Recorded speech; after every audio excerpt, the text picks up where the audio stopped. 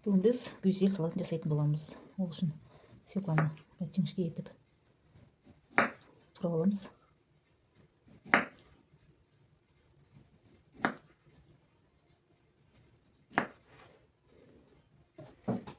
Енді арасына творожный сыр жағамыз. Менде мынандай творожный сыр.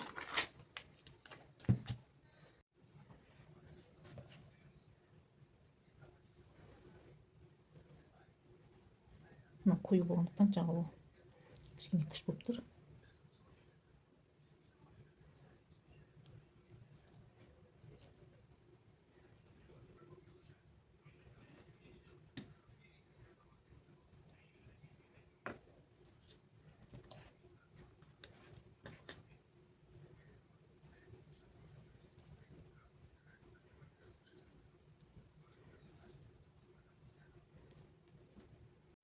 Енді осыны жарты сағатқа холодильникке қоя тұрамыз.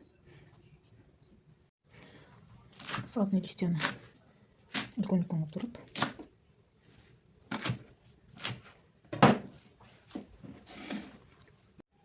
кішкене оливковый май, біраз лимон суы,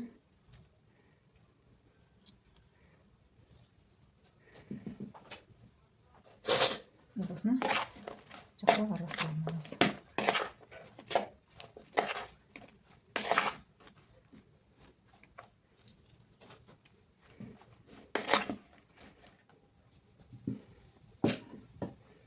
Тарелка ортасына салатный листья,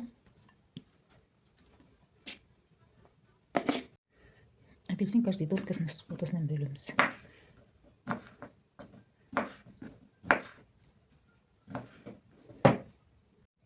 Енді свекламызды өзімізге ыңғайлы етіп бөліп шығамыз осылайынан. Ортасынан бөлгенде мынандай өте жақсы болады.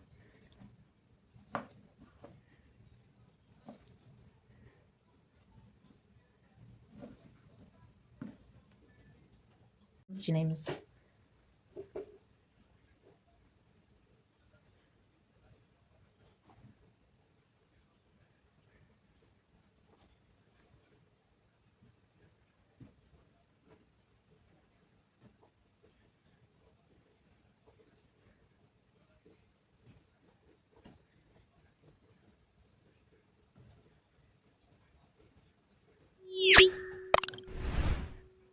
Арасына апельсин саламыз.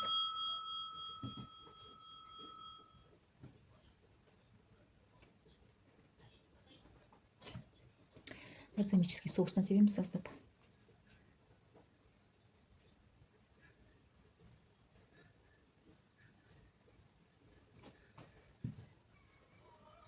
Енді үстіне гранатпен әсемдейміз.